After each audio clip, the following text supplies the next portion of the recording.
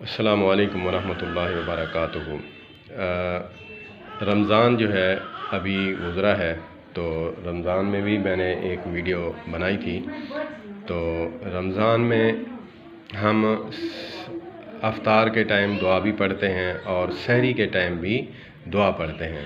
تو ہمیں جو ہے اس بات کا کہا گیا ہے کہ علماء اہل حدیث کہتے ہیں کہ یہ بدعت ہے، اور یہ جو ہے آقا کریم علیہ الصلوۃ والسلام سے ثابت نہیں ہے کہ آپ جو ہے سحری کے ٹائم جو ہے کوئی دعا پڑھتے ہوں، کوئی حدیث نہیں ملتی۔ علماء دیوبند فرماتے ہیں کہ ہمیں یہ پڑھنا چاہیے وَبِصَوْمِ غَدٍ نَوَيْتُ مِنْ شَهْرِ رمضان، اور اس غد کے لفظ سے جو ہے وہ علماء اہل حدیث اعتراض کرتے ہیں۔ سب نہیں کرتے، جو مناظر ہیں یا پھر جو ہے اپنے مسلک کے علاوہ کسی کو اچھا نہیں سمجھتے، یہ ہر مسلک میں ہے، میں ایک کی بات نہیں کروں گا۔ مجھے تفرقہ کو ہوا دینے کی ضرورت نہیں ہے، میں علماء کا خادم ہوں۔ تو جو بات میری سمجھ میں آئی میں آپ کے سامنے، اس کے ساتھ اختلاف بھی کر سکتے ہیں اور اس کے ساتھ اتفاق بھی کر سکتے ہیں، وہ آپ کی سمجھ ہے۔ تو وہ فرماتے ہیں کہ علماء اہل حدیث فرماتے ہیں کہ غد روزہ جو ہے وہ اسی دن کا رکھ رہا ہے، تو اس دعا میں جو ہے وہ اقرار کر رہا ہے کہ میں کل کے روزے کی نیت کر رہا ہوں۔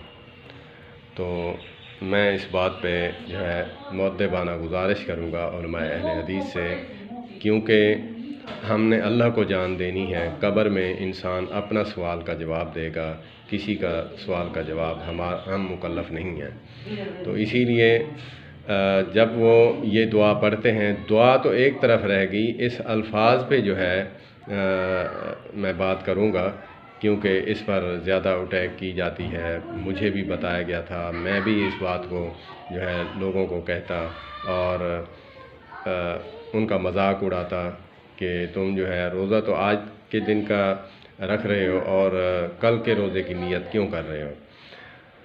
تو الحمدللہ اللہ پاک نے صدر فرمایا، تعصب کو نکالتے ہوئے جب یہ بات سوچی گئی کہ یہ دعا جو ہے یہ صبح صادق سے پڑھی جاتی ہے۔ جب صبح صادق سے پہلے پڑھی جاتی ہے تو تب اس کا معنی تو بالکل پرفیکٹ بنتا ہے۔ روزہ جو ہے شروع ہوتا ہی جو ہے وہ صبح صادق کے بعد ہے، تو اسی لیے ہمیں چاہیے کہ ان چھوٹی چھوٹی باتوں کو لے کر ایک دوسرے پر جو ہے طعن و تشنیع نہیں کرنی چاہیے۔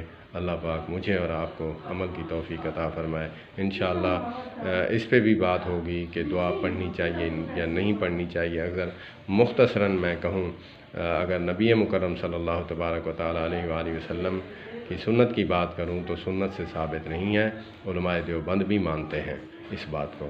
تو عوام الناس کو بھی چاہیے کہ علماء کی بات مانیں اور کسی کی جو ہے تعصب میں آ کر ایک دوسرے کے ساتھ بغض نہ رکھیں۔ اللہ پاک مجھے اور آپ کو عمل کی توفیق عطا فرمائے۔